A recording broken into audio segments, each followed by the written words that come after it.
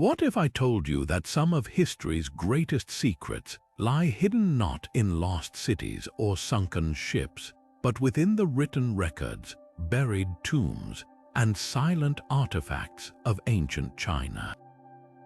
For thousands of years, empires rose and fell along the Yellow and Yangtze rivers, leaving behind puzzles so complex, so mysterious, that even today, with all our modern technology and knowledge, we still can't fully unravel them. These aren't just old stories or myths. These are real, tangible enigmas that challenge everything we think we know about power, belief, human ingenuity, and the passage of time itself. Picture this: a bronze vessel cast more than 3,000 years ago, inscribed with characters no one can fully decipher. A tomb sealed so perfectly that it remains untouched, protecting treasures and secrets we can only dream of. An emperor's quest for immortality that ended in sudden, unexplained death. These are the kinds of mysteries we're delving into today, stories woven into the very fabric of China's past, from the shadowy origins of the Xia Dynasty to the glittering, turbulent court of the king. Each dynasty left its own riddles behind, and each one pulls us deeper into a world where history and mystery intertwine. So join me as we explore 25 of the most captivating unsolved mysteries from ancient Chinese history. Together, we'll step into the shoes of archaeologists brushing dust from ancient scripts, historians piecing together fragmentary clues, and everyday people who wonder what really happened. This is more than a list. It's a journey into the heart of one of the world's oldest civilizations, and an invitation to see the past not as something fixed and known, but as a living, breathing puzzle waiting for curious minds like yours to explore. Let's begin. Our journey into the deepest enigmas of China's past begins with perhaps the most famous unsolved mystery of all, the final resting place of the man who created China itself, Qin Shi Huang. We've all seen the awe-inspiring ranks of the terracotta army, those thousands of life-sized soldiers standing in silent vigil for over 2 millennia. But what many don't realize is that these warriors are merely the outer guardians, the spectacular protectors of a far greater secret that lies buried at the heart of the complex. The emperor's main tomb mound, a vast vegetation-covered pyramid, remains completely untouched, a sealed time capsule from 200 years before the birth of Christ. The reasons archaeologists hesitate to break that seal read like the plot of an adventure film. Ancient texts like the writings of historian Sima Qian describe a breathtaking subterranean world constructed inside the tomb. They speak of miniature palaces and towers, of priceless jewels arranged to represent the stars in the sky, and of mechanical crossbows rigged to fire automatically at any intruder. But the most compelling and chilling warning is the description of vast rivers and seas of shimmering, liquid mercury, representing the great waters of his unified empire. Modern scientific surveys have confirmed staggering levels of mercury contamination in the soil around the tomb mound, with concentrations some places exceeding typical background levels by nearly 100 times. This gives startling credibility to those ancient accounts and presents a massive toxicological barrier to any excavation. Beyond the poison and the potential for ancient booby traps, there's a profound ethical and technical dilemma facing researchers. We simply do not have the technology to safely excavate and preserve what might be inside. The terracotta warriors were originally painted in vibrant, lifelike colors, but upon exposure to the air, that paint curled and flaked off within minutes. If that happened to the outer army, what incredible organic treasures, silks, manuscripts, wooden artifacts, even the emperor's own remains, would turn to dust the moment we break the seal. The tomb of China's first emperor is not a puzzle we are unwilling to solve. It is one we are not yet wise enough to open without destroying the very history we seek to understand. It stands as a humbling reminder that some secrets of the past are still too powerful for the present to handle. While the tomb of the first emperor represents a tangible secret locked away in the earth, our next mystery is one of immense symbolic power that simply vanished without a trace.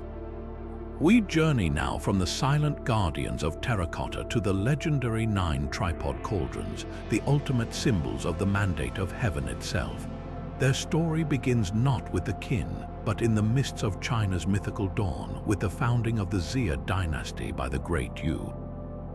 As the legend goes, after Yu tamed the great flood that had ravaged the land, he divided the realm into the 9 provinces of antiquity.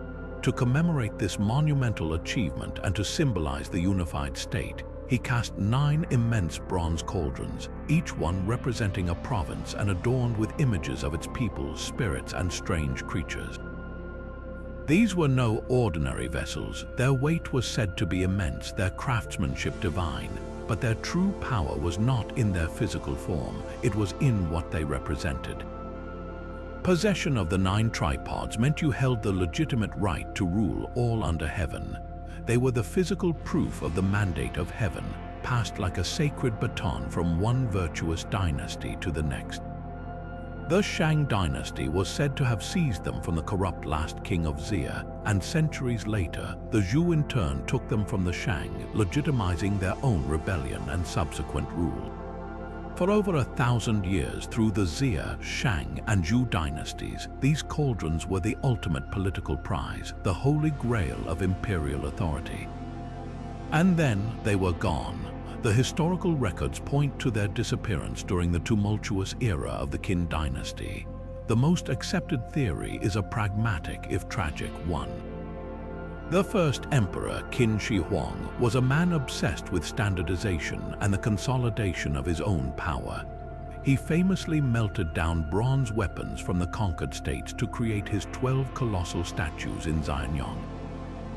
It is highly plausible that the ancient, sacred cauldrons, powerful symbols of the very feudal system he sought to eradicate, were seen as obsolete relics. They may have been unceremoniously tossed into a furnace and recast into coins or weaponry, their divine symbolism reduced to mere raw material for the new empire.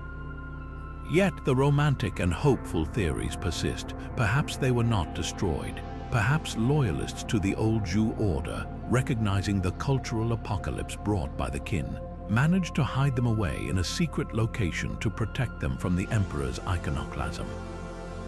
They could be buried in an unmarked grave, waiting for a time when their meaning could be understood once more.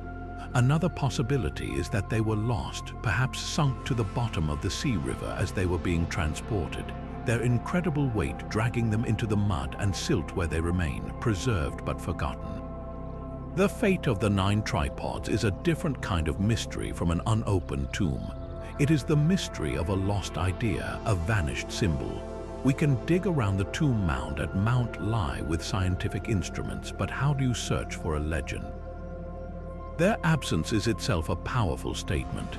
It marks the moment China's ancient, mythic age of bronze and ritual gave way to the age of empire, of iron and administration. The terracotta army is a secret we can see but not touch. The 9 tripods are a secret we can only yearn to see, a ghost of legitimacy that has haunted every ruler since. From the vanished symbols of power that defined an era, we turn now to a mystery not of objects but of a single, profound consciousness, the true identity of the man known as Laozi, the Old Master. If the 9 tripods were the physical heart of political legitimacy, then the text attributed to Laozi, the Tao Te Ching, became the spiritual and philosophical heart for millions. Yet the author of this foundational text of Taoism, a work of stunning poetic and philosophical depth, is himself a shadow. The primary source for his life comes from the records of the grand historian Sima Qian, who wrote about him centuries after he was supposed to have lived. Even Sima Qian expresses doubt, presenting several conflicting possibilities. He might have been an older contemporary of Confucius named Lai who served as an archivist in the Zhou royal court. In one famous account, a disillusioned Laozi decided to leave civilization behind. As he reached the western frontier, a guard, recognizing his wisdom, begged him to record his teachings before departing into obscurity. Laozi then supposedly composed the 5,000 characters of the Tao Te Ching in a single sitting, handed it over, and then mounted a water buffalo and rode west, never to be seen again. This powerful image of the sage riding into the unknown is central to his myth. But how much of this is history? The story feels allegorical, a perfect metaphor for the Taoist ideal of yielding, withdrawing, and embracing mystery. The name Laozi itself simply means Old Master, which could easily be a title rather than a personal name. Some historians argue he was not one man, but a composite, a literary personification of ancient wisdom, a repository for the collective insights of many thinkers that was later attributed to a single legendary founder. The text itself offers clues to its own mystery. The Tao Te Ching is famously cryptic and paradoxical, opening with the line, "The Tao that can be told is not the eternal Tao." It is a book that fundamentally distrusts labels and fixed identities, so it is perhaps perfectly fitting that its own author escapes any easy definition. The quest to find the historical Laozi is, in a way, a contradiction of the very philosophy he espouses. It is an attempt to pin down and define that which is meant to be fluid and undefined. He remains the ultimate embodiment of his own teaching, the supreme example of the virtue of obscurity, his influence immeasurable, yet his historical presence as elusive as the Tao itself. But if the mystery of Laozi is one of a missing person, our next two puzzles take us even further back, to the very bedrock of Chinese civilization itself, where history and mythology become inseparably intertwined. We begin with Huangdi, the Yellow Emperor, a figure so foundational he is considered the ancestor of all Han Chinese. More than just a ruler, he is a cultural superhero credited with a breathtaking array of inventions that supposedly laid the groundwork for Chinese society. The list is astounding: the bow and arrow, silk cloth, medicinal acupuncture, the calendar, wooden houses, boats and carts, and perhaps most importantly, the Chinese writing system itself. His reign, as described in ancient texts, was a golden age of innovation, a time when culture was handed down from the divine. The central mystery surrounding the Yellow Emperor, however, is not just about his inventions but his very nature. Ancient sources describe him not merely as a great man, but as a being who achieved immortality. After unifying the tribes of the Yellow River Plain, the legends say he spent his later years seeking the secrets of eternal life, studying with wise beings and mastering esoteric practices. His departure from the world was not a death in any ordinary sense. He is said to have ascended to heaven on the back of a dragon in full view of his court, physically transcending the mortal realm to become an immortal deity. This creates a fascinating historical problem. Was the Yellow Emperor a real, deified chieftain from a distant prehistoric era, his life and achievements exaggerated over millennia of storytelling? Or is he a purely mythological figure, a convenient cultural archetype created by later philosophers to symbolize the ideal of the sage king and to provide a single, glorious origin point for Chinese culture? He exists in a space between man and God, and that ambiguity is at the very heart of his mystery. This blurry line between legend and history leads us directly into one of the most heated debates in all of archaeology: the existence of the Xia Dynasty. For centuries, the Xia was accepted as China's first dynasty, the precursor to the Shang.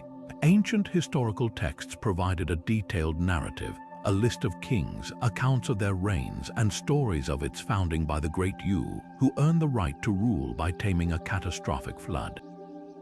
But for modern historians, a written account is not enough. It requires physical proof. For a long time, the Shang dynasty was also considered mythical, until the discovery of the oracle bones at Yingsu in the late 19th century provided irrefutable evidence of its kings and practices. This discovery proved that the ancient historians weren't just making things up, and it immediately raised the stakes for the Xia. If they were right about the Shang, could they also be right about the Xia? The search for the Xia has defined Chinese archaeology for generations. The focus has centered on the Erlitou culture, which thrived in the Yellow River Valley around the time the Xia were supposed to have existed. The site reveals something extraordinary, evidence of a vast, sophisticated, and highly stratified Bronze Age society. We see the remnants of what appears to be a royal palace, advanced bronze foundries producing ritual vessels, and burials that indicate a powerful, centralized authority. The material culture of Erlitou shows all the hallmarks of an early state-level society, a prime candidate for being the legendary Xia. But here's where the mystery deepens and the debate ignites. The archaeological evidence at Erlitou is undeniable, but the evidence linking it specifically to the Xia dynasty is entirely circumstantial. Not a single inscription, not one piece of writing, has been found at Erlitou that names the Xia or any of its kings. Without that definitive textual link, we are left with a tantalizing puzzle. Is Erlitou the physical manifestation of the Xia dynasty, or was it the capital of an early Shang polity, or even a powerful, previously unknown kingdom that history simply forgot to name? The debate is more than academic. It touches on the very origins of Chinese civilization.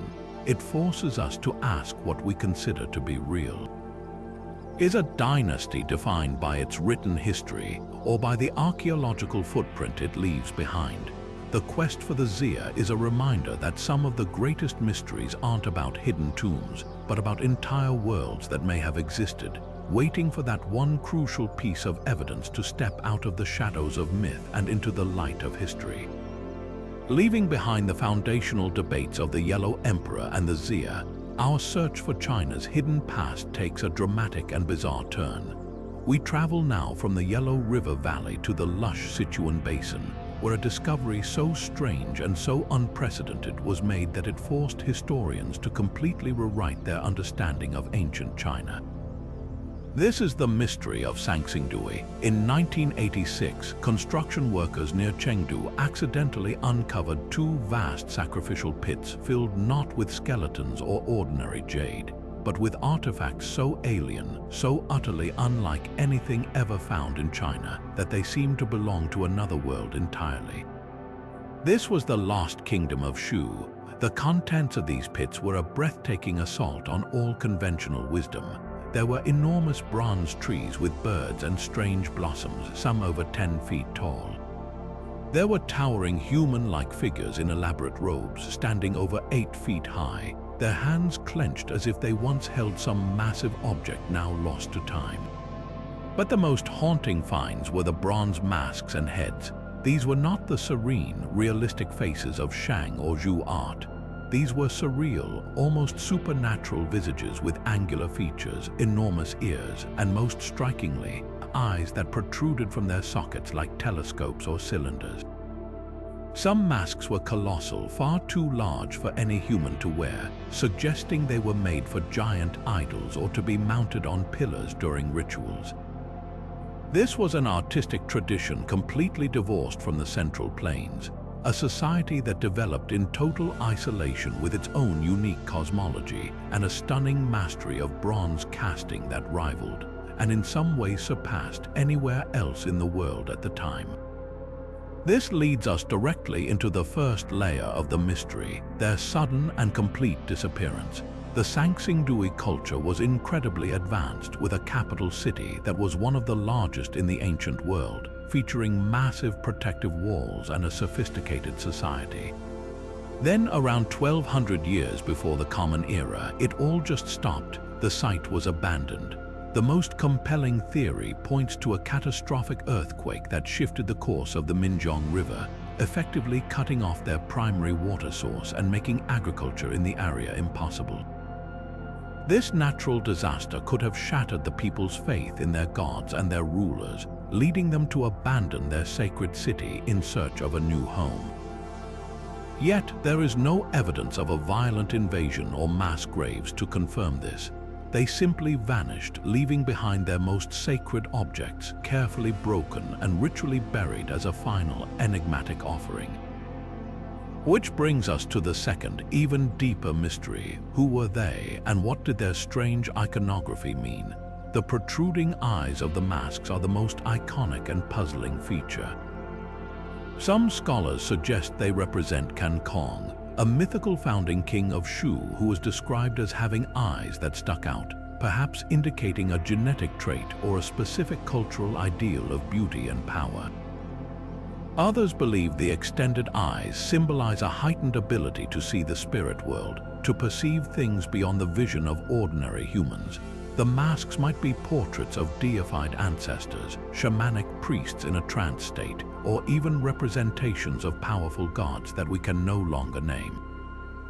Without any written records from Sanxingdui itself, we are left to guess.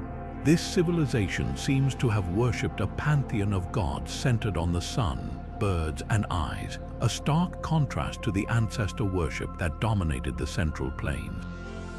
This profound silence leads to the third and perhaps most frustrating part of the puzzle, the unknown script of the Shu kingdom.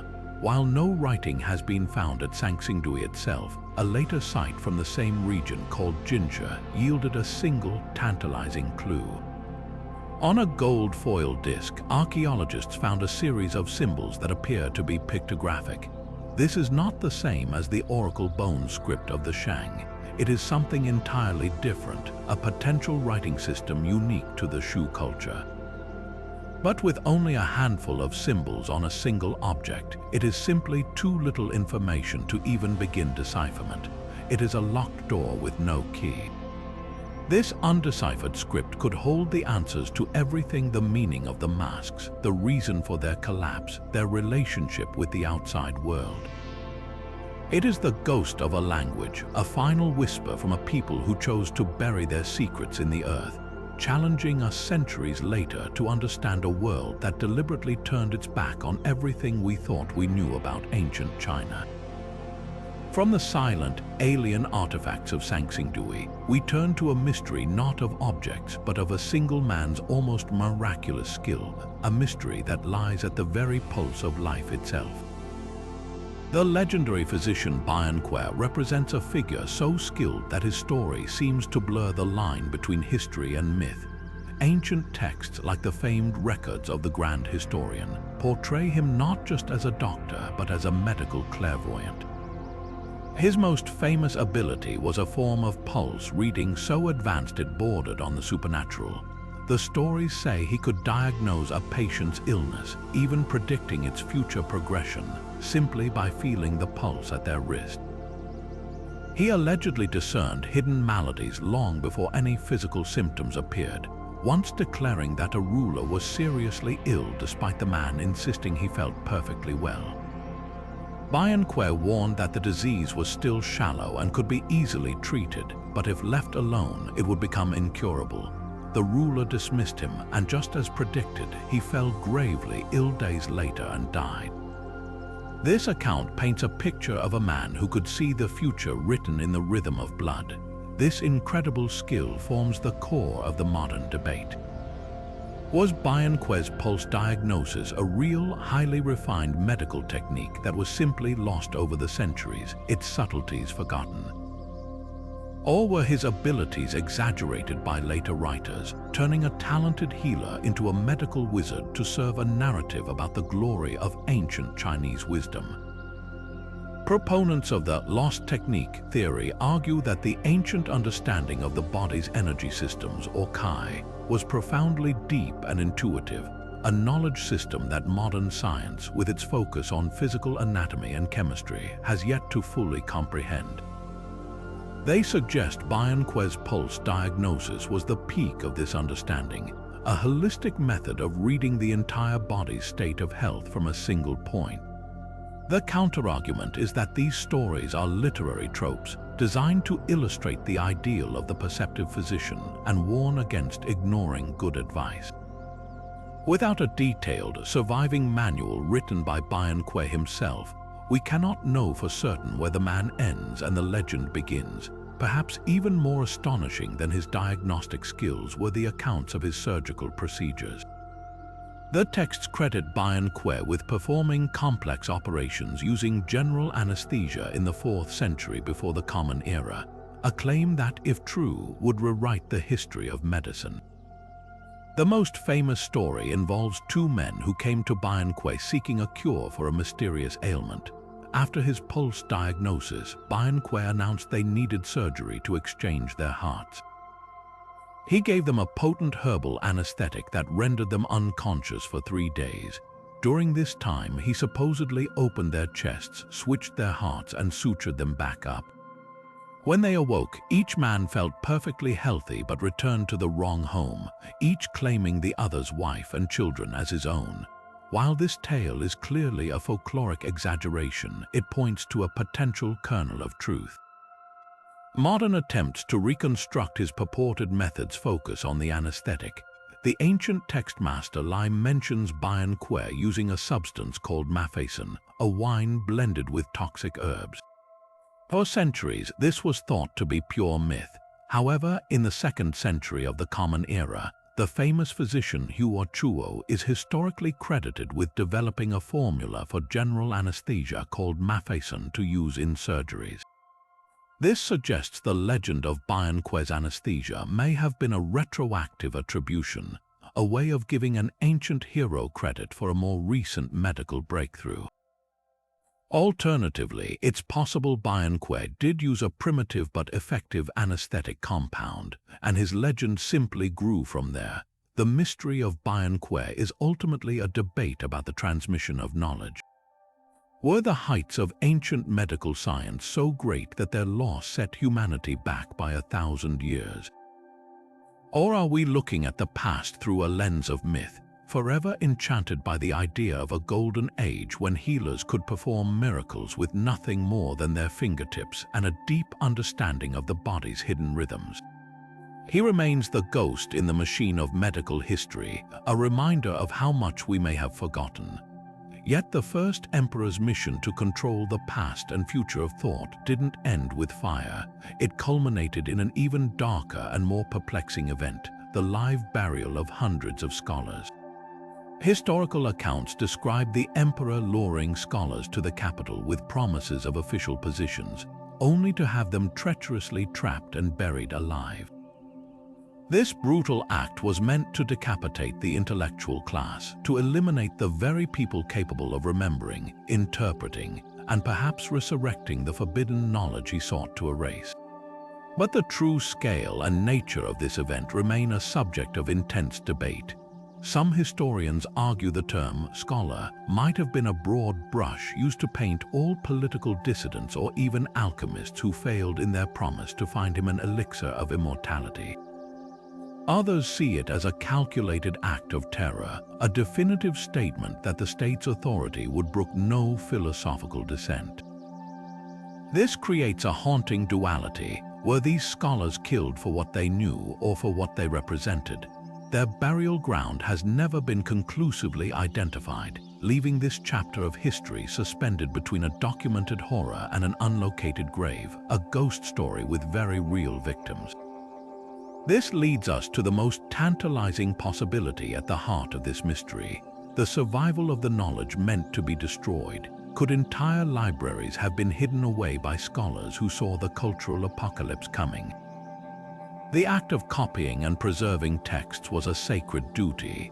It is almost inconceivable that every single scribe, every devoted follower of Confucius or Mencius, would have meekly handed over their life's work to be burned.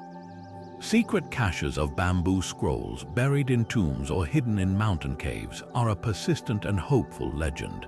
The potential for such a discovery is staggering. Imagine unearthing a complete copy of the classic of history as it existed before the Qin censorship, or finding the original teachings of the 100 schools of thought in their unedited, vibrant entirety. We could finally hear the voices the emperor tried to silence, not through the filter of Han Dynasty scholars who reconstructed the texts from memory, but directly. This isn't just wishful thinking. Archaeology has provided a glimpse of what could be out there. While no hidden library from this specific period has been found, other discoveries show that bamboo books can survive for millennia if conditions are right. The extraordinary cache of texts found in a Han-era tomb at Mawangdui, sealed away around a century after the Qin Dynasty fell, proved that organic materials could be preserved. Even more compelling are the Warring States period bamboo slips found in tombs across China, such as the Guodian Chu slips, which contained previously unknown philosophical texts. These finds are a powerful proof of concept. They tell us that the wet, anaerobic environment of a sealed tomb can protect these fragile writing materials. The question is not if such scrolls can survive, but where a desperate scholar might have hidden them over 2,000 years ago. The modern search for these lost libraries is a painstaking blend of historical detective work and cutting-edge technology. Archaeologists don't just dig at random, they scour ancient records for clues, looking for accounts of scholars fleeing the capital or mentions of remote areas known as refuges. They use ground-penetrating radar and other non-invasive tools to search for the telltale signs of tomb chambers or man-made cavities without risking damage to any potential finds. The greatest hope lies in the tombs of high-ranking officials or nobles who may have been sympathetic to the scholar's cause and taken the risk to bury forbidden texts with them for safekeeping.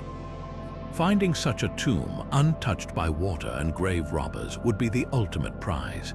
It would be like breaking the Qin Emperor's seal not on a tomb, but on an entire world of thought he tried to erase. The burning of the books and burial of scholars was an attempt to create a single, state-approved narrative for all of history. The possibility that a hidden library still exists means his greatest fear may yet come true, that the voices of the past could one day rise from the ground to challenge his version of the truth. Leaving behind the philosophical purges of the Qin, our search for China's hidden wisdom now carries us on a different kind of journey, a trek across the harsh, unforgiving sands of the Taklamakan Desert along the ancient Silk Road. Here, near the oasis town of Dunhuang, we find one of history's most breathtaking acts of devotion and one of its most spectacular accidental discoveries. This is the twin mystery of the Mogao Caves and the secret library sealed within them. For centuries, Buddhist monks and pious travelers undertook a perilous journey across some of the most dangerous terrain on Earth. Their destination was a single, long sandstone cliff face where they began a project of almost unimaginable scale and beauty, carving out, decorating, and dedicating nearly 500 individual cave temples. Why here? Why in this specific, remote location in the middle of a desert? The answer is both practical and spiritual. Dunhuang was a crucial gateway, the first major stop for merchants coming into China from the west and the last for those heading out. It was a place of respite, a chance to rest and resupply before or after braving the terrifying Taklamakan, whose name famously translates to "you go in, you don't come out." These travelers, filled with gratitude for surviving the journey or praying for safe passage ahead, would often commission a cave or a painting as an act of merit. The caves became a massive, collective prayer made of rock and pigment, a spiritual sanctuary designed to generate goodwill and protection for all who traveled the trade routes. The caves themselves are an art historical universe. Their walls are covered in vast, intricate murals depicting Buddhist parables, celestial beings, and elaborate scenes of paradise. They house thousands of painted clay sculptures of Buddhas and Bodhisattvas, but for all their grandeur, the greatest secret of Mogao wasn't on display in any of these magnificent halls. It was hidden behind a plain, unremarkable wall in a small antechamber, forgotten by the world for almost 1,000 years. In the year 1900, a Taoist monk named Wang Yuanlu, who was acting as the site's caretaker, was casually cleaning sand from a corridor when he noticed a crack in a wall. Investigating further, he tapped on the wall and heard a hollow echo. He broke through the plaster and was met with a sight that no human had seen for centuries. A small, cramped cave from floor to ceiling, packed with an incomprehensible hoard of manuscripts, silk paintings, and textiles.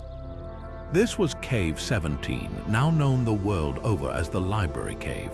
The contents of this sealed chamber were nothing short of miraculous. It wasn't just a few scrolls, it was a time capsule containing an estimated 50,000 items. There were Buddhist sutras copied in beautiful calligraphy, but also contracts, dictionaries, poetry, government documents, and even mundane household accounts. There were texts in Chinese, Tibetan, Sanskrit, Sogdian, and even Hebrew, a perfect reflection of the incredible cultural crossroads that was Dunhuang. The quality of preservation was flawless, thanks to the incredibly dry desert air. This was a complete slice of life from the Tang Dynasty and earlier, a panoramic view of the Silk Road frozen in time. But this incredible discovery immediately presented two profound and enduring mysteries. Why was this priceless treasure walled up in the first place, and why was it never retrieved? The most popular theory is that it was a sacred burial, a way to protect holy texts from an imminent threat. Around the beginning of the 11th century, the Xia kingdom was expanding towards Dunhuang. The monks of Mogao, fearing an invasion that could lead to the desecration of their sacred texts, made the difficult decision to seal away their most precious library. They carefully placed the documents in the cave, painted over the entrance to camouflage it, and then presumably fled, expecting to return when the danger had passed. But the political landscape shifted permanently. The Xia took control, and the knowledge of the cave's location died with the last generation of monks who hid it. Another theory suggests it was simply a geniza, a storage space for worn-out or damaged sacred texts that, because they contain the name of the Buddha, could not be thrown away according to custom. They were respectfully retired to this sacred archive, yet the mystery deepens when we consider the contents. This was not just a collection of old, worn-out sutras. The library contained a vast array of fresh, new, and incredibly valuable items, including exquisite silk paintings on fine fabric. This suggests a much more urgent and deliberate act of hiding great treasure, not just storing old papers. The truth may never be known, but the consequence is clear. The library was so completely forgotten that it sat in perfect silence for 9 centuries, preserving a world that history had otherwise lost. The discovery of the Library Cave rewrote our understanding of medieval China and the Silk Road, but it also created a new mystery of its own, a story of loss and dispersal that continues to resonate in the halls of international museums and in the ongoing quest to digitally reunify a collection that was scattered across the globe in the chaotic years after its discovery. But for all his power and his quest for eternal life, the first emperor of China remained mortal, and his final days were shrouded in a fog of suspicion and intrigue that would destabilize the empire he worked so hard to build. Our next mystery takes us to the year 210 before the Common Era, on what would become Qin Shi Huang's final tour of inspection. The emperor was traveling in the east, far from the security of his capital, when he suddenly fell ill. The official records state he died from natural causes, but the circumstances were anything but natural. The entire affair was managed by a tight circle of 3 men: the emperor's youngest son, Hu Hai, the prime minister, Laozi, and perhaps the most influential and sinister figure at court, the chief eunuch Zhao Gao. In a move that reeks of a cover-up, they decided to conceal the emperor's death from the rest of the traveling court and the empire at large.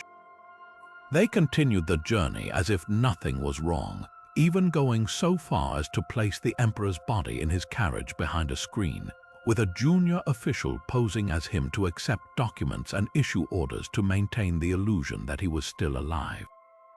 This bizarre procession continued for weeks in the sweltering summer heat, and historical accounts gruesomely describe the smell of the decaying body becoming so overpowering that a cart of salted fish had to be placed in front of the imperial carriage to mask the odor. This was not the action of men in mourning, it was the action of men buying time to execute a desperate plan. Their scheme centered on a document, a single piece of correspondence that would alter the destiny of China. The first emperor had indeed written a letter before his death, but it was not a will naming an heir. It was a simple missive sent to his eldest son, the Crown Prince Fusu, who was away from court supervising the general Meng Tian at the northern frontier. The letter's contents were mundane, relating to funeral arrangements, but it ended with the instruction for Fusu to travel to Xianyang to oversee his burial. To the conspirators, this simple instruction was interpreted as the emperor's unspoken wish for Fusu to succeed him. The rightful heir was a stern, principled man who had often clashed with his father's harsh methods. Zhao Gao in particular feared Fusu, knowing the crown prince favored his rival Meng Tian and would surely remove him from power upon taking the throne. So the three men made a fateful decision. They suppressed the emperor's original letter and forged a new one in his name. This fake edict posthumously named the young and pliable Huai as the new emperor. But that was only half the plot. To secure their stolen throne, the second part of the forged decree ordered both Crown Prince Fusu and General Meng Tian to commit suicide for alleged disloyalty. The delivery of this death warrant to the northern frontier is one of history's most perplexing moments. When the messenger arrived, Fusu was devastated. He read the order, wept, and prepared to take his own life immediately. General Meng Tian, a seasoned and skeptical military commander, found the entire situation suspicious. He urged Fusu to delay, to send a message back to the capital to confirm the orders before acting on them. He argued that as the emperor's eldest son and a general with 300,000 troops at his command, Fusu had both the right and the power to demand verification. But Fusu, perhaps conditioned by a lifetime of fearing his father's wrath, replied, "When a father orders his son to die, how can the son seek further confirmation?" He then proceeded to carry out the order and took his own life. Meng Tian, now isolated and without his patron, was imprisoned and would later be forced to commit suicide as well. With the legitimate heir and the most powerful general in the empire removed, the path was clear. The conspirators finally announced the emperor's death and installed Huai as the second emperor, with Zhao Gao pulling the strings from behind the curtain. This leads us to the mastermind himself and the deep mystery of his motives. Zhao Gao was more than just a cunning court eunuch. He was a man with a potentially devastating personal vendetta. Some historical sources suggest that Zhao Gao's family had been punished under Qin law generations earlier, that they were forced into castration and servitude within the Qin court. If true, this would mean Zhao Gao was not a loyal servant but a sleeper agent, living a lie for his entire life, waiting for the perfect moment to orchestrate the collapse of the dynasty that had destroyed his family. His manipulation of the weak-willed Huai was masterful. He isolated the new emperor, encouraging him to indulge in luxury and delegate all state affairs to him, while systematically eliminating any other ministers or princes who posed a threat. He eventually even turned on his co-conspirator, Laozi, having the prime minister executed on trumped-up charges of treason. Zhao Gao's plot was so comprehensive that it didn't just change the emperor. It dismantled the entire administrative structure that had held the Qin state together, creating a power vacuum filled by corruption and incompetence. The ultimate irony is that the man who sought to control everything may have been the very instrument of the dynasty's destruction. The revolts that broke out just a few years after the first emperor's death, leading to the total collapse of the Qin dynasty, can be directly traced back to the power vacuum and instability created by Zhao Gao's coup. The question remains, was he merely a power-hungry opportunist, or was he a patient avenger who successfully destroyed the House of Qin from within, making the death of the first emperor not just the end of a man, but the beginning of the end for an entire empire? From the shadowy political coups and burning libraries of the Qin, we pivot to a mystery not of destruction but of astounding creation, a device so brilliant and so far ahead of its time that its inner workings have been lost for nearly 2 millennia. During the Han Dynasty, an era of incredible intellectual flourishing, a polymath named Zhang Heng served as the chief astronomer to the court. In the year 138 of the Common Era, he presented the emperor with an object that must have seemed like something from the realm of gods, a bronze vessel, beautifully ornate and featuring 8 dragons mounted around its circumference, each with a bronze ball held in its mouth. Below each dragon sat a corresponding bronze toad, its mouth open wide to receive the ball. This was the Hufeng Didongyi, the instrument for inquiring into the wind and the motion of the earth, and it was the world's first seismoscope. Its purpose was as practical as it was revolutionary. China, then as now, was plagued by frequent and devastating earthquakes. Officials in the distant provinces would often have to travel for weeks on horseback to deliver news of a quake to the capital, delaying critical aid and relief efforts. Zhang Heng's device promised to solve this problem instantly. According to historical accounts, when an earthquake occurred, even hundreds of miles away, the mechanism inside the vessel would be triggered. A precise internal lever would move, causing just one of the 8 dragons to release its bronze ball. The ball would drop with a loud clang into the mouth of the toad below, not only signaling that an earthquake had happened, but also indicating the precise direction from which the seismic waves had originated. The court chronicles record a famous instance where the dragon pointing west released its ball. No one in the capital had felt any tremor, and officials were skeptical of the device's warning. Several days later, a messenger arrived from a western province reporting a major earthquake, perfectly confirming the instrument's reading. It was an achievement that bordered on magic. And that is the very heart of the mystery. How did it work? Zhang Heng's original instructions and diagrams were lost, likely during the chaotic fires and wars that followed the collapse of the Han Dynasty. All we have are the tantalizing descriptions of its function, leaving modern scientists and historians to play a centuries-long game of reverse engineering a ghost. The most widely accepted theory, proposed by a British seismologist in the 19th century and refined over time, suggests the key was a simple inverted pendulum. Imagine a heavy mass suspended loosely from the top of the vessel, acting like a stable, weighted pendulum. When seismic waves arrived from a specific direction, they would jolt the base of the device. However, the inertia of the suspended mass would cause it to stay relatively still for a split second while the vessel moved around it. This relative motion would then trigger a clever series of levers or gears that would dislodge a catch, allowing only the dragon facing the quake's epicenter to release its ball. The elegance of this design is that it wouldn't just detect shaking. Its directional mechanism would actually identify the source of the waves, yet the pendulum theory is just one of many. Other researchers have proposed even more complex and elegant internal mechanisms. Some suggest a system of water or mercury housed within the vessel, where the liquid sloshing motion from the seismic waves would tip a float or a lever in one specific direction. Others have theorized about a network of delicately balanced metal arms or springs that would be sensitive to different vibrational frequencies. The frustrating truth is that without the original plans, every modern reconstruction is an educated guess. We can build models that perform the basic function, but we cannot know with certainty if we have truly replicated Zhang Heng's ingenious mind. This leads to the even more profound question that haunts historians of technology. Why was such a revolutionary invention lost? It wasn't just forgotten. It appears its principles were never widely adopted or built upon. The most likely explanation is a tragic combination of factors.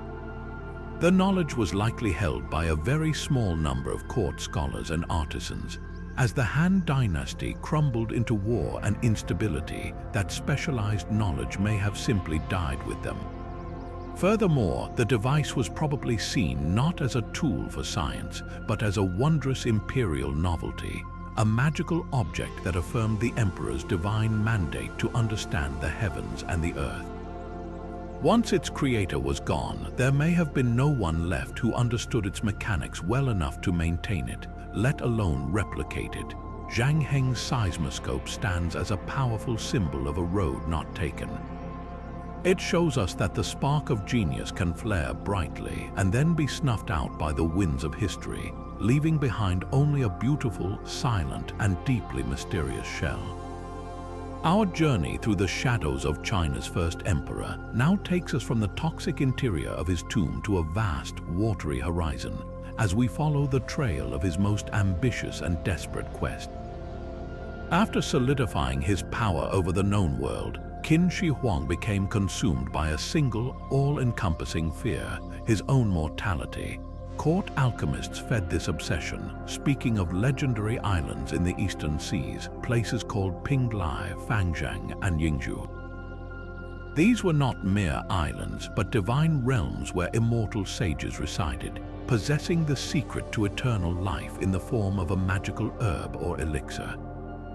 The emperor, determined to claim this prize, turned to a cunning sorcerer alchemist named Zhu Fu. He granted Zhu Fu an unprecedented commission, a massive expedition consisting of 60 ships, enough supplies for a long voyage, and a crew of 3,000 virgins, young boys and girls chosen for their ritual purity, perhaps to serve as an offering to the immortals or to become perfect, uncorrupted disciples. Their mission was clear: sail east, find the islands of the immortals, and return with the elixir of life. The historical records tell us Zhu Fu made not one but 2 voyages. After the first, he returned empty-handed, but with a fantastical excuse that only deepened the mystery. He reported to the emperor that he had indeed found the mystical islands, but a mighty sea dragon guarded the approach, preventing his ships from landing. He requested and received a further investment from the emperor, skilled archers to slay the dragon and more resources for a second, even larger attempt. With this bolstered fleet, Zhu Fu set sail again around 210 years before the Common Era and vanished from the historical record completely. He and his entire armada, those 3,000 young souls, simply disappeared into the Pacific, never to be seen again in China. This massive state-sponsored expedition, one of the largest maritime ventures of the ancient world, was swallowed by the ocean, leaving behind only a tantalizing question that has echoed for more than 2,000 years: what really happened to Zhu Fu? The most enduring and culturally significant theory places his landing in Japan. This idea is not just modern speculation. It is woven into the local folklore of several areas in Japan, particularly around the Kumano region and the coast of the Qi Peninsula. In the town of Xingu, a site is traditionally identified as the grave of Zhu Fu himself. The story goes that he and his crew did not find an elixir, but they did find a fertile, welcoming land. They chose to stay, introducing to the Japanese people the advanced technologies of the Qin civilization: rice cultivation, sophisticated irrigation methods, new forms of medicine, and perhaps even the knowledge of sericulture or silk production. This theory offers a compelling explanation for the sudden appearance of wet rice agriculture in Japan during the Yayoi period, which coincides almost exactly with the time of Zhu Fu's disappearance. For the crew, staying in a new land free from the tyrannical rule of the Qin emperor would have been a far more attractive prospect than returning empty-handed to face his infamous wrath. Their disappearance in this light becomes not a tragedy but a deliberate act of defection and colonization. A second theory suggests a much shorter journey, positing that the expedition reached the large island of Taiwan. The distance from the Chinese coast to Taiwan is far less daunting than the open ocean voyage to Japan, making it a plausible first landfall for a fleet that might have been damaged or lost. The island's lush, mountainous terrain, often shrouded in mist, could easily have been mistaken for the mythical, cloud-veiled islands of the immortals described in legend. If they landed and tried to explore, they could have met any number of fates. The indigenous tribes of ancient Taiwan were known for their fierce resistance to outsiders. The entire expedition may have been wiped out in a conflict, their ships destroyed and their story lost. Alternatively, they could have been assimilated into the local populations over generations, their origins fading into myth. Unlike the theory in Japan, however, Taiwan lacks the deep cultural folklore and specific shrine sites that directly and persistently link back to Zhu Fu, making this theory more geographical than mythological. The most radical and fascinating theory pushes the boundaries of ancient seafaring to the absolute limit, suggesting that Zhu Fu's fleet, perhaps caught in the powerful Kuroshio current, the Black Stream, was carried across the entire Pacific Ocean, making landfall on the western shores of the Americas. Proponents of this trans-Pacific hypothesis point to alleged cultural and artistic similarities between ancient Chinese and Mesoamerican cultures. They note the sudden appearance of certain technologies in the Americas, like paper making or specific bronze casting techniques, around this general time period, though mainstream archaeology largely attributes these to independent development. The idea is captivating, the image of a massive Chinese fleet arriving in the New World centuries before the Vikings and millennia before Columbus fires the imagination. Yet it remains the least probable scenario. The technological challenges of such a voyage, surviving storms, starvation, and scurvy on the open ocean for months, are immense. Furthermore, there is a complete absence of any archaeological evidence, such as the wreckage of distinctly Chinese ships along the American coast, to substantiate such a monumental journey. It is a theory built more on wonder than on evidence, a testament to the enduring power of the mystery itself. Perhaps the simplest explanation is also the most tragic, that the entire fleet was lost at sea. The ancient ships, while impressive for their time, were still wooden vessels vulnerable to the immense power of the Pacific typhoons. A single massive storm could have scattered and sunk the entire armada, leaving no survivors and no trace. This maritime disaster theory requires no elaborate cultural diffusion or hidden histories. It is a story as old as seafaring itself. The ocean is a vast and unforgiving grave. Yet, even this straightforward answer feels incomplete.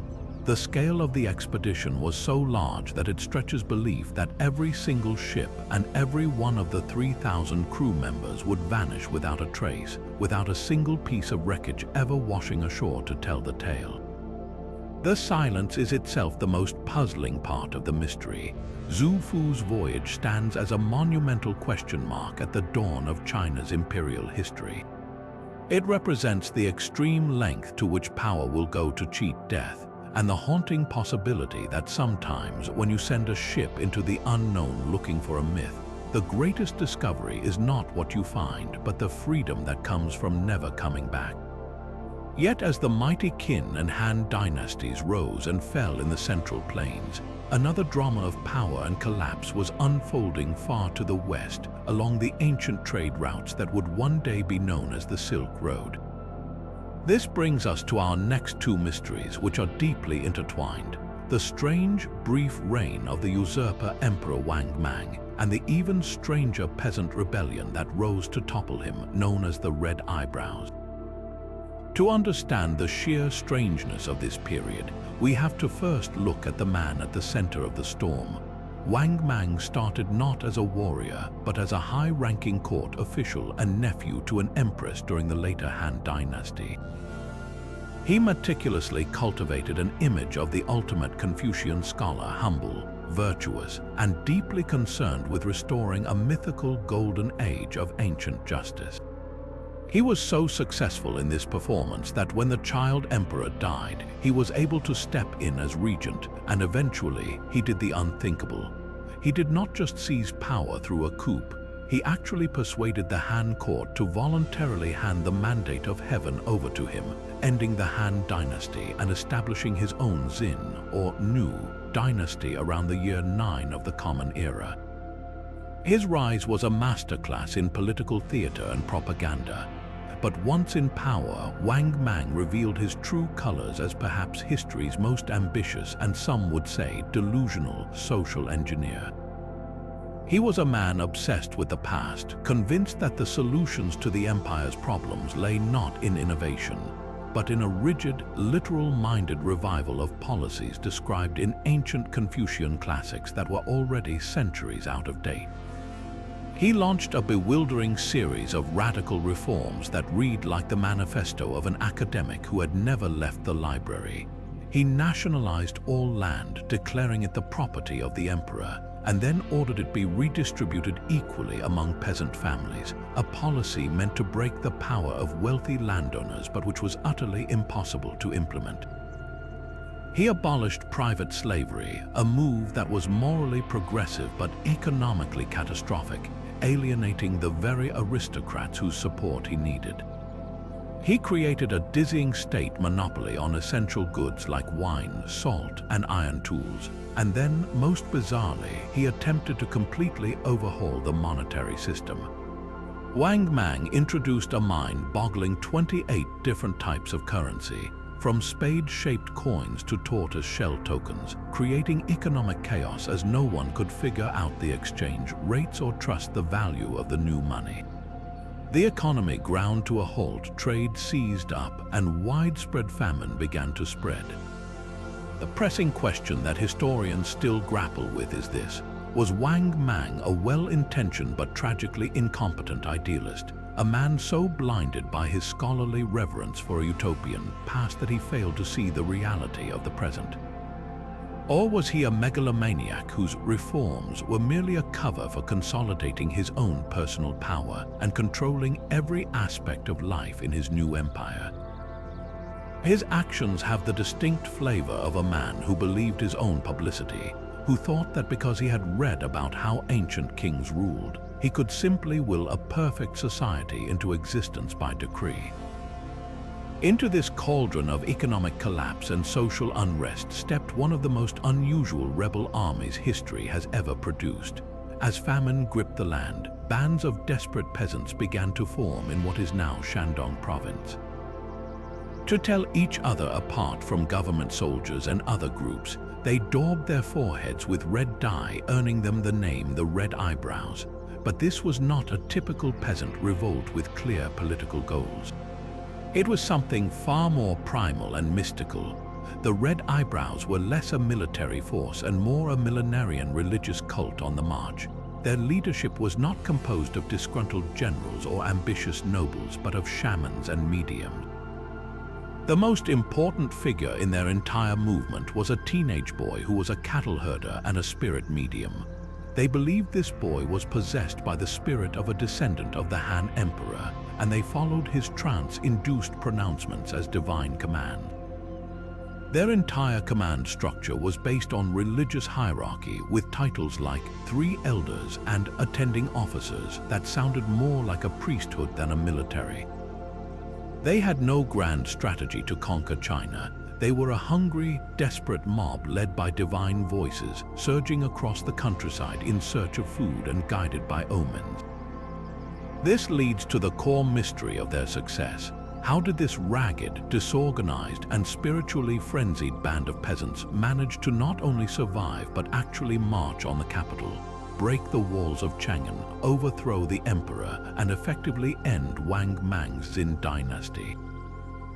The answer lies in a perfect storm of factors that go far beyond military might. First, Wang Mang's own policies had so thoroughly destroyed the social and economic fabric of the empire that the population was ready to follow anyone who offered an alternative, even a mystical one. The Red Eyebrows did not need to win hearts and minds. The people's hearts were already broken and their minds focused only on survival. Second, the Red Eyebrows' very lack of complex political ambition made them unpredictable and terrifying to the organized, conventional armies of the state. They fought with the desperate fury of men who believed the gods were on their side. Third, and perhaps most importantly, they were just one of many rebel groups rising up at the time. While Wang Mang's forces were distracted fighting other, more traditional insurrections led by Han royalist elites, the Red Eyebrows were able to move through the countryside, growing in number like an avalanche. By the time they reached the capital, they were an unstoppable tide of raw, apocalyptic energy. They stormed Chang'an, killed Wang Mang, and beheaded his body. But their victory was short-lived. Having no plan for what to do after the revolution, and with their spirit medium leader unable to actually govern, they quickly fell to infighting and were soon defeated by the very Han royalists who had also been fighting Wang Mang. The Red Eyebrows Rebellion presents us with a profound historical paradox, a movement that was powerful enough to destroy an empire, yet too primitive and spiritually chaotic to build anything to replace it. They were a force of pure negation, a brief, violent fever dream that flashed across the landscape of history, toppled an emperor who lived in his own dream of the past, and then vanished as quickly as they came. While the Red Eyebrows were a primal, chaotic force that helped bring down one usurper, the next great rebellion to shake the foundations of an empire would be far more organized, ideologically sophisticated, and steeped in mystic power. As the later Han Dynasty entered its final, corrupt century, a perfect storm of natural disasters, rampant inequality, and a court utterly disconnected from its people created fertile ground for a revolution unlike any other. This was not merely a peasant uprising, it was a full-blown religious crusade, one that would become known as the Yellow Turban Rebellion, named for the distinctive yellow cloth its followers wrapped around their heads as a symbol of their faith and their connection to the earth, the element they believed would inherit the mandate of heaven from the waning fire of the Han.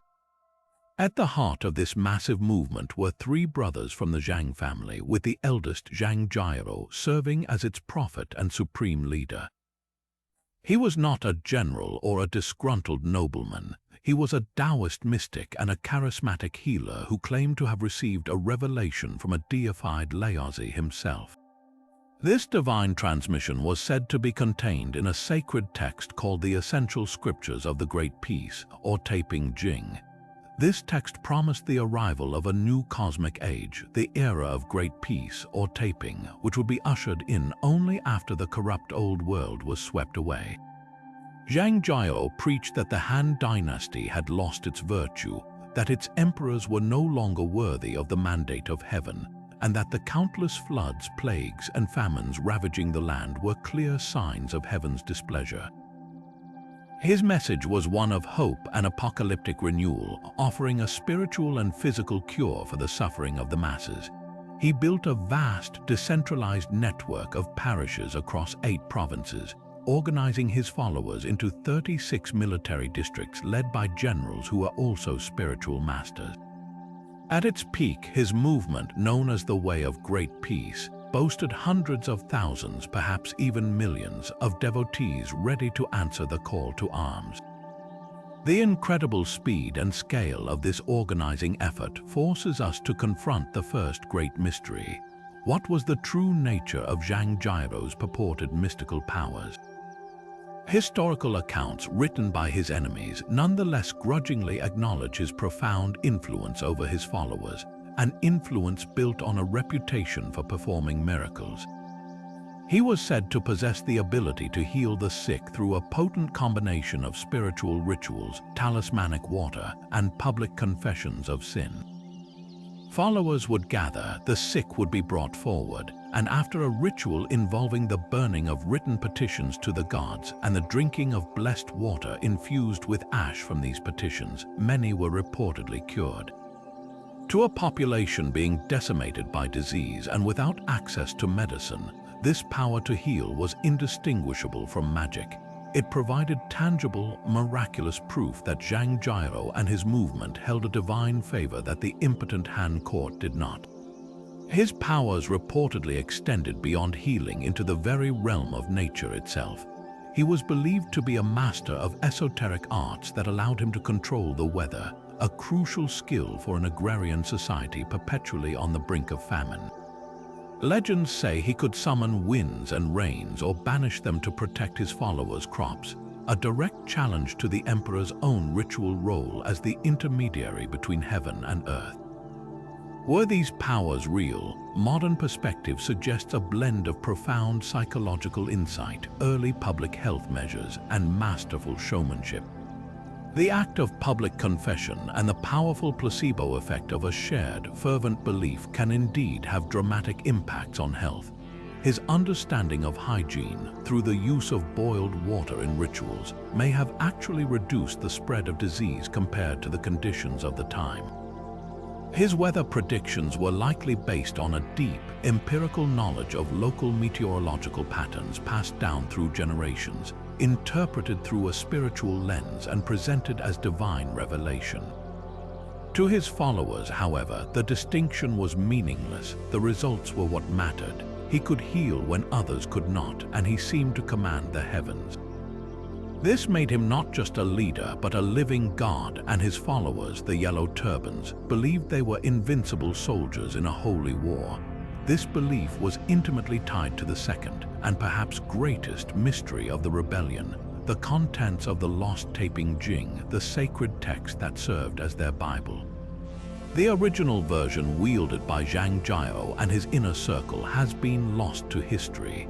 What survives today is a version reconstructed centuries later from fragments and memories, and scholars debate how closely it resembles the revolutionary document that fueled the uprising. The original text was likely far more militant and apocalyptic, a manual for spiritual warfare. It probably contained not just the social utopian ideals of equal land distribution and justice that we see in the later version, but also detailed esoteric knowledge, the rituals for healing, the talismans for protection in battle, the incantations to control the elements, and the precise cosmological calculations for determining the exact moment heaven's mandate would shift. It was this text that supposedly contained the secrets to Zhang Jiao's power, serving as a practical guide for his network of mystic generals. The loss of this original, militant Taiping Jing means we have lost the core doctrinal engine of one of history's largest religious rebellions. We are left to wonder if it contained sophisticated early scientific knowledge couched in spiritual terms, or if its power was purely in its ability to unite and ignite the human spirit. The rebellion itself was launched on a date chosen for its profound cosmic significance. The 5th day of the 3rd month in the year 184, the first year of the new 60-year Jiaozhi cycle in the Chinese calendar. It was a day meant to mark the absolute end of an era and the birth of a new one. The Yellow Turbans rose up across the empire simultaneously, attacking government offices and garrisons with shocking ferocity. Their initial success was stunning, revealing the rotten core of the Han state. But the movement's reliance on millenarian fervor was also its ultimate weakness. Zhang Jiao died of illness mere months after the rebellion began, and while his brothers carried on, the central divine figurehead was gone. More crucially, the Han court, though corrupt, was able to empower powerful local warlords like Cao Cao, Liu Bei, and Sun Jian to raise armies and suppress the revolt. Without their supreme leader and his mystical guidance, the Yellow Turbans lost their strategic cohesion and were eventually ground down by superior military organization. The rebellion was brutally crushed within a year, but its legacy was eternal. It did not just weaken the Han Dynasty, it shattered its authority completely. The warlords who were empowered to put down the Yellow Turbans never gave that power back, leading directly to the Three Kingdoms period, one of the most famous and romanticized eras of civil war in Chinese history. The Yellow Turban Rebellion demonstrates a recurring historical theme, that the most powerful forces of change are often not those with the biggest armies, but those with the most compelling idea. Zhang Jiao's movement, built on healing, hope, and a promise of heaven on earth, almost succeeded where conventional rebellions failed, and its echo would resonate through Chinese history for centuries, inspiring future revolutionaries who also dreamed of a great peace. From the apocalyptic fervor of the Yellow Turbans, we move to a much quieter, yet equally compelling mystery, one that involves a master of both military strategy and psychological warfare, a man so famously paranoid about his legacy that he went to extraordinary lengths to keep it hidden. This is the puzzle of the final resting place of Cao Cao, the brilliant and ruthless warlord who effectively ended the Han Dynasty and laid the foundation for the Wei Kingdom during the Three Kingdoms period. Unlike the first emperor's grand, unopened mound, The mystery of Cao Cao's tomb is not about whether we can find it, but about whether we already have, and what its bizarre features tell us about the mind of the man himself. For centuries, Cao Cao's tomb was the ultimate prize for historians and treasure hunters alike, a secret he seemed to take great pleasure in obscuring. Ancient texts record that he employed 72 false funeral processions, all departing from different gates of the city to throw everyone off the scent. The idea of a leader orchestrating a grand deception even in death is a powerful testament to his cunning reputation. So, when Chinese archaeologists made a stunning announcement in 2009, declaring they had found the real tomb in Zhigayoksu, a village near Anyang in Henan province, it sent shockwaves through the academic world and the public. The evidence presented was, on the surface, compelling. The tomb itself was a large, two-chambered brick structure that had been badly damaged by ancient looting and modern construction. But within its plundered confines, archaeologists recovered objects inscribed with the phrase, "Personal belongings of King Wu of Wei," which was Cao Cao's posthumous title. They also found stone tablets recording the burial goods and, most eerily, the remains of 3 individuals. A man in his 60s, believed to be Cao Cao himself, a woman in her 50s, and a younger woman in her 20s, likely one of his wives and a servant or consort. The age of the male skeleton aligned perfectly with historical records of Cao Cao's death at 65. Yet, almost from the moment of the announcement, a storm of controversy erupted. The biggest red flag for many was the context of the discovery. The tomb was not found through a careful scientific survey. It was essentially stumbled upon when workers were leveling land for a kiln, and it was already severely damaged. Skeptics immediately questioned the authenticity of the key evidence, particularly the stone tablets bearing Cao Cao's name. They pointed out that the calligraphy on the tablets seemed crude and did not match the elegant style of the period. More damningly, these critical pieces were not unearthed by archaeologists during the official excavation, but were allegedly recovered from looters who had already plundered the site.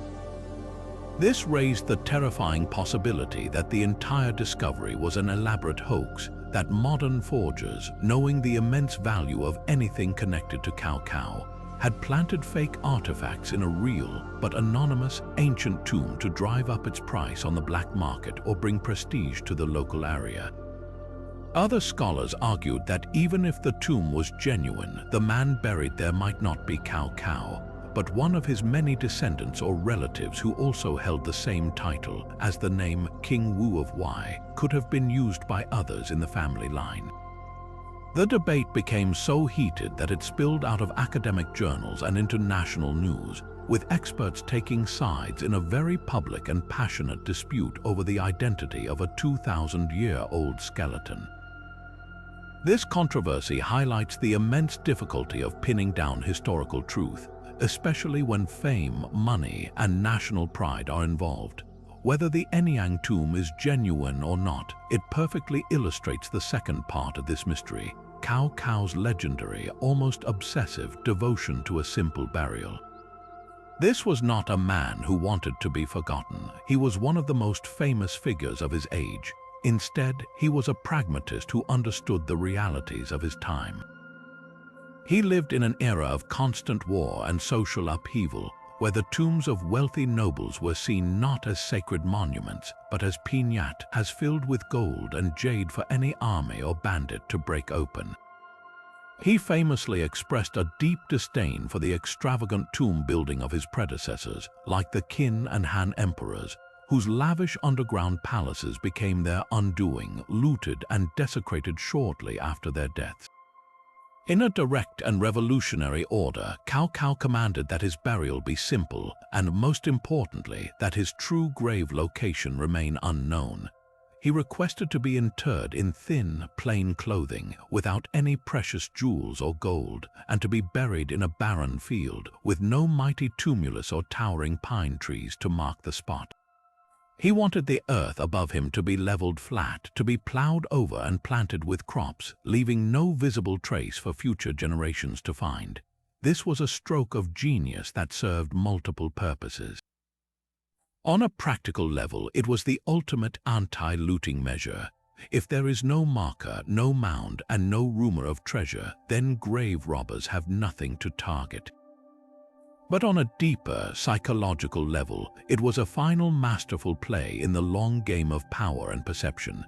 In an age where filial piety demanded sons spend vast fortunes on their fathers' tombs, Cao Cao's ascetic choice was a powerful political statement. It projected an image of a virtuous, humble ruler who cared for his people's welfare more than his own glorification, a leader who refused to burden his subjects with the cost of a monumental tomb. It was a calculated act of image building that sought to cement his legacy as a wise and practical leader, even as his actions in life were often brutal and calculating. His command for a secret burial was so effective that it worked for nearly 2 millennia, making the modern discovery, if it is real, all the more ironic. The greatest trick Cao Cao ever pulled was convincing the world he had vanished without a trace, only to potentially be found centuries later next to a kiln. This leads to the final layer of the mystery, the proliferation of claimed tomb sites. Across several provinces, multiple locations loudly profess to be the true resting place of the real Cao Cao. There is the so-called Cao Cao Mound in Baju, his hometown, which local legend insists is the real site. Another strong contender is the site in Luoyang, the ancient capital where he died and where logic would suggest he was buried. Each of these sites is supported by its own set of local folklore, historical anecdotes, and sometimes dubious relics. This phenomenon is about more than just academic confusion. It speaks to the powerful and enduring legacy of the man himself. Cao Cao is a figure of immense cultural significance, a complex character who has been both vilified as the ultimate villain in classic texts like Romance of the Three Kingdoms and rehabilitated in modern times as a brilliant strategist and pragmatic leader. For a town or city to host his tomb is a huge source of cultural capital, tourist revenue, and local pride.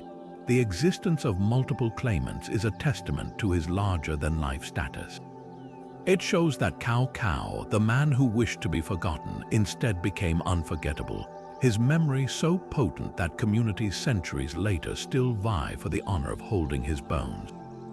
The search for his tomb is not just an archaeological dig. It is a conversation with his ghost, a debate over who gets to own the narrative of one of China's most formidable and fascinating figures. Whether in Anyang, Baju, or somewhere still undiscovered, the real Cao Cao may finally be achieving the peace he sought, his secret still kept, even amidst the clamor of those who claim to have found him. Yet even the most cunning political strategies and secret tombs could not preserve the glory of ancient dynasties forever. And as we near the end of our journey, we arrive at a mystery not of hidden locations or shadowy figures, but of a lost mastery over the very elements, a technological peak so astonishing that modern science still grapples with its secrets. This is the enigma of Xia Dynasty bronze casting. To stand before a grand Zhu ritual vessel, like a majestic Ding cauldron or an intricate Zun wine vessel, is to witness a perfect marriage of art, technology, and spiritual belief. These are not mere artifacts, they are frozen power, objects of breathtaking beauty and terrifying presence, adorned with swirling patterns of abstracted dragons and monsters that seem to writhe across the surface. The sheer weight and presence of these bronzes communicated the authority of the state and the connection between the ruling class and the ancestral spirits. But their true magic lies not in their intimidating appearance, but in the fact that we simply cannot make anything like them today. The methods used to create these masterpieces have been lost to time, a technological blackout that represents one of history's most frustrating dead ends. The core of this mystery begins with the baffling piece mold casting technique. Unlike the lost wax method used in other ancient civilizations and by modern sculptors, where a wax model is melted away to leave a hollow metal shell, the Zhu craftsmen achieved their incredible detail through a far more complex and counterintuitive process. They would begin by creating a solid clay model of the entire vessel, complete with every intricate design carefully carved into its surface. This model was then meticulously encased in another layer of clay to create a precise negative mold. This outer mold was carefully cut into sections and removed like peeling an orange, and the original inner model was shaved down to become the new core.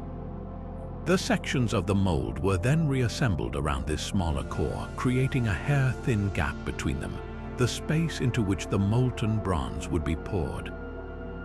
The genius of this system was its modularity, allowing for the casting of incredibly complex shapes with undercuts and projections that would be impossible with a one-piece mold. But the true sophistication, the part that leaves modern metallurgists in awe, is how they handled surface decoration. Those iconic coiled and hooked patterns, the dense and rhythmic designs known as Taoism masks, weren't carved into the metal after casting. They were cast directly into the surface, meaning they had to be perfectly and inversely carved into the original clay model generations before the invention of any precision tools. The level of planning, patience, and three-dimensional visualization required is almost incomprehensible, a knowledge system passed down through guilds of artisans whose secrets died with them. Perhaps even more perplexing than the casting method is the unique and secretive alloy composition of these bronzes. We might assume they are simply copper and tin, the standard components of bronze. But Zhou metalworkers were alchemists as much as they were artisans. Their recipes were guarded secrets, varying the proportions of copper, tin, and lead to achieve specific, desired properties for different types of objects. A ritual food vessel meant to be used in ceremonies might have a higher tin content, giving it a brighter, golden hue and a more sonorous ring when struck, a crucial element for the auditory component of rituals. A weapon or a heavy cauldron, on the other hand, might have more lead, making the alloy softer and easier to cast in massive, complex shapes without cracking. The precise control over these mixtures indicates a deep, empirical understanding of metallurgy that wouldn't be formally documented for centuries. Modern attempts to replicate the exact sound, color, and tensile strength of these vessels using period-appropriate methods have consistently fallen short. It suggests there was another ingredient, another step in the process, perhaps a specific type of clay for the molds or a unique flux added to the molten metal that has been completely lost to history. This wasn't just manufacturing, it was a form of high alchemy where the transformation of earth into a ritual object was itself a spiritual act, and the knowledge was likely considered as sacred as the vessels it produced. This leads to the ultimate and most tragic part of the mystery. How was such an advanced and systematic body of knowledge completely erased? The downfall of this technology wasn't due to a single catastrophe, but a slow death by 1,000 cuts over the tumultuous period known as the Warring States. As Central Zhou authority crumbled and fractured into competing, warring kingdoms, the stable, court-sponsored workshop system that nurtured these artisan lineages would have collapsed. Master craftsmen, their sons, and their apprentices were likely conscripted into armies, displaced by conflict, or simply found their highly specialized skills were no longer in demand by lords more interested in mass-producing weapons and coins than in commissioning exquisite ritual vessels. The knowledge, passed down through hands-on apprenticeship and oral tradition rather than written manuals, would have been incredibly fragile. With the final victory of the Qin Dynasty and its policy of standardizing everything and suppressing the old feudal traditions, the last vestiges of the Zhou bronze casting tradition were likely snuffed out for good. The Qin valued utilitarian production swords, arrows, and agricultural tools over the beautiful, spiritually charged art of the past. The workshops that once produced sacred vessels were probably repurposed to churn out military hardware, and the master artisans, the last guardians of this ancient wisdom, died without anyone to pass their secrets on to. The loss is so complete that even when later Chinese dynasties like the Han tried to revive the style of ancient bronzes for Confucian rituals, Their copies were clumsy and mechanically cast imitations, lacking the profound spiritual depth and technical mastery of the Zhou originals. They were trying to replicate the shadow of a thing whose substance had already vanished from the world. The silence of those workshops echoes through history, leaving us with the stunning, mute objects themselves, irrefutable proof of a greatness we can see and measure, but cannot ever truly recreate, a permanent monument to the terrifying fragility of human knowledge.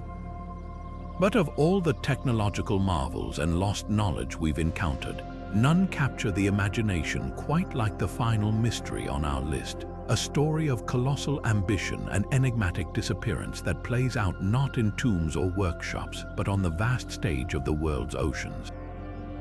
We arrive now at the twilight of China's imperial mysteries with the astounding voyages of the Ming Dynasty Admiral Zheng He and the haunting question of his missing treasure ships.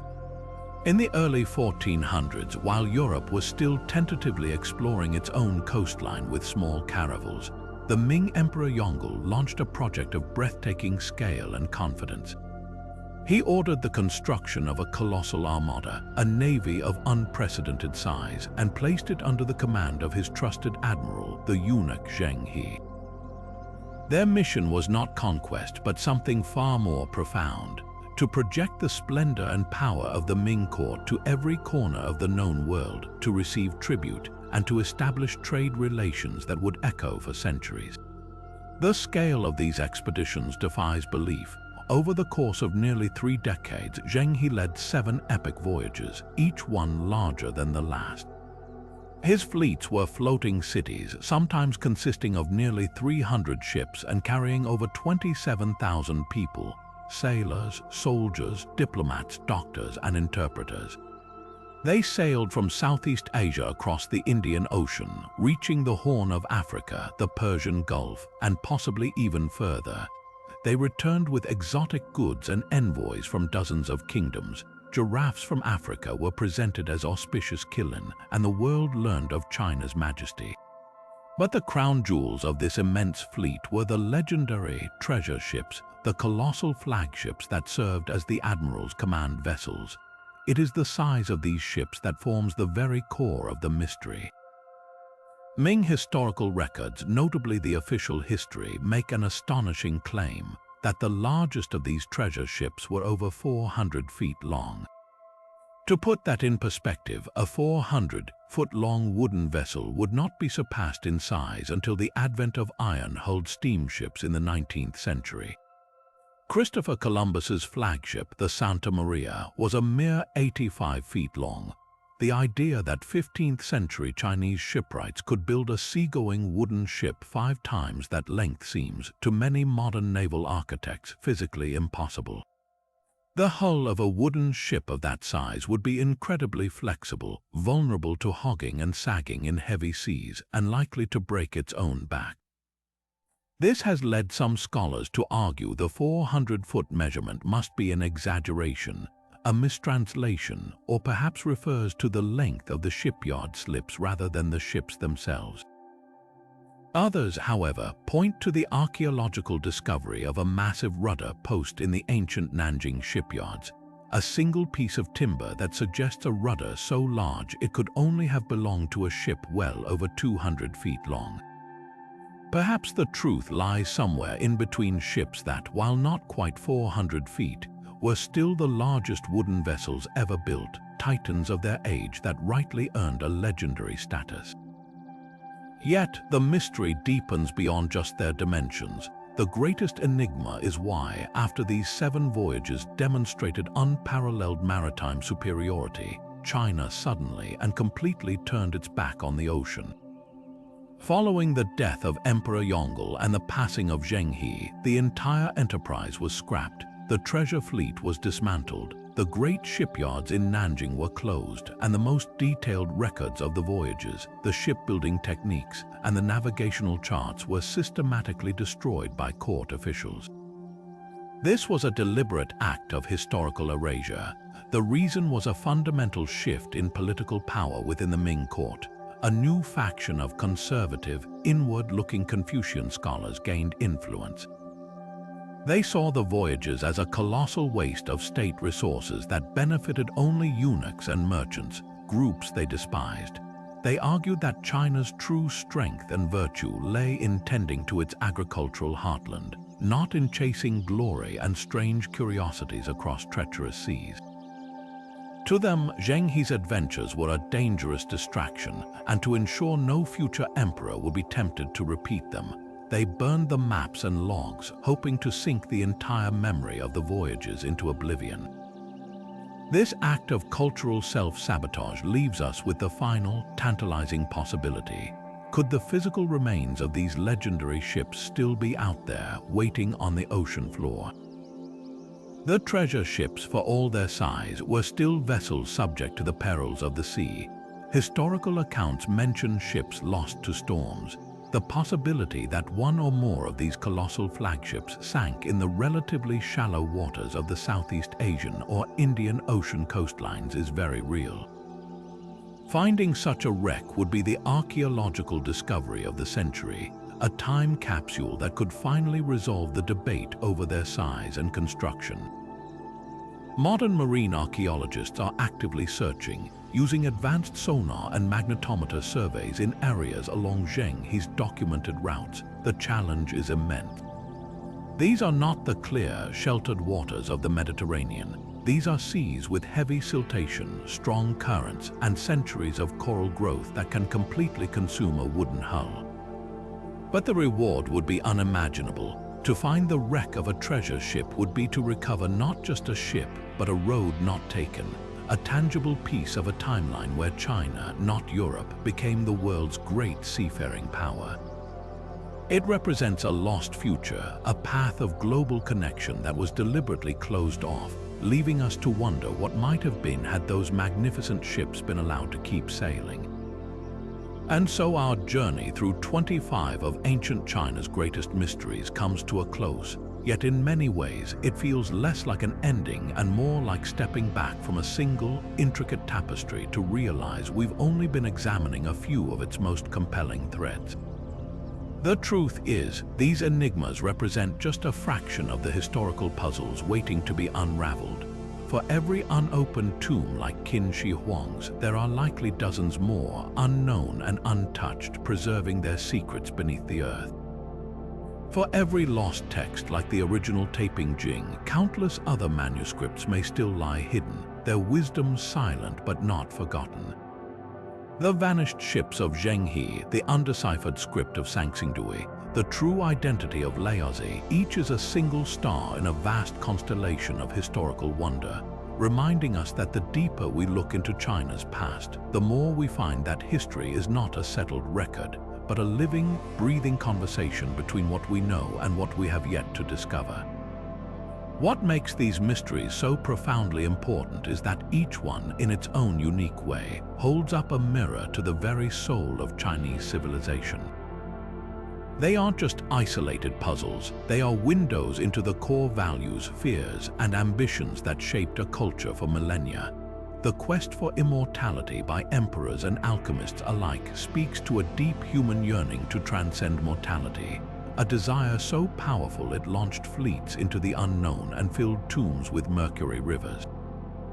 The meticulous, secretive craftsmanship of Zhou bronzes and the ingenious mechanics of Zhang Heng's seismoscope reveal a civilization that reached staggering heights of artistic and scientific achievement, whose technological prowess sometimes seems to border on magic. The violent upheavals of the red eyebrows and the yellow turbans show us the explosive power of faith and desperation, and how the mandate of heaven could be claimed not just by emperors but by the masses. And the philosophical purges, the burning of books, and the constant rewriting of history remind us that the control of knowledge has always been a primary tool of power. These mysteries show us a civilization of incredible depth, complexity, and contradiction, one that was at once deeply pragmatic and wildly mystical, brutally authoritarian and brilliantly innovative. Now we turn the conversation over to you. Which of these 25 mysteries captured your imagination most profoundly? Does the thought of the unopened tomb with its potential toxic secrets and unimaginable treasures fill you with a sense of awe? Or are you drawn to the human story behind Xu Fu's vanished fleet, wondering about the fate of those 3,000 souls on the open ocean?